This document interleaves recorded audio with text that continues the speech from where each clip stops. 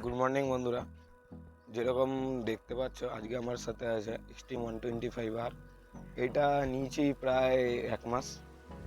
তো এই 1 মাসের মধ্যে আমাকে যে যে প্রবলেমগুলো ফেস করতে হয়েছে সেগুলো আজকে তোমাদের সাথে শেয়ার করব। তো এক্সট্রিম 125R এর 1 মাসের মধ্যে আমার যে প্রবলেমগুলো হয়েছে, সর্বপ্রথম আপনাদের দেখাই যে গাড়িটার 1 মাসও হয়নি, তার মধ্যে পিছনের ওয়াইল সিলটা কেটে গেছে।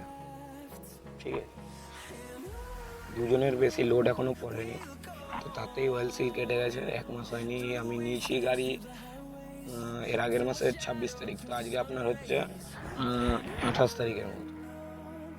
ঠিক আছে, আর তারপরে আর একটা জিনিস যেটা হচ্ছে এর মিটারটা দিনের বেলা আপনি যদি রোডে গাড়ি চালান মিটারের ভিজিবিলিটি পাবেন না, রাতেরবেলা ঠিক আছে। আর হচ্ছে ট্যাঙ্কি, ভাই 10 লিটারের ট্যাঙ্কি দিয়েছে। তোমাদেরকে এর মাইলেজটাও বলে দিই, যেরকম দেখাচ্ছি এখনো পর্যন্ত 2710 কিলোমিটার চলেছে গাড়িটা, মিনিমাম 4000 টাকার তেলে। ঠিক আছে, 4000 টাকার তেলে 2710 কিলোমিটার চলেছে, তাহলে তোমরা বুঝেই যাবে যে কীরকম কি মাইলেজ দিচ্ছে।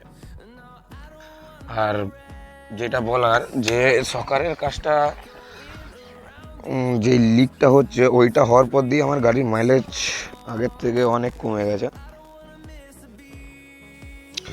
তারপরে তোমরা আর একটা জিনিস দেখতে পাচ্ছ যে গাড়িটা এখনো লেগ গার্ড দেয়নি।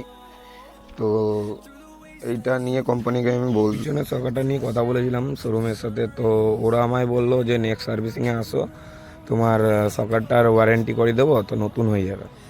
তো সেটা নিয়ে কথা বলছি, দেখছি নেক্সট ভিডিওতে আপডেট পাবে, কোনো অসুবিধা নেই।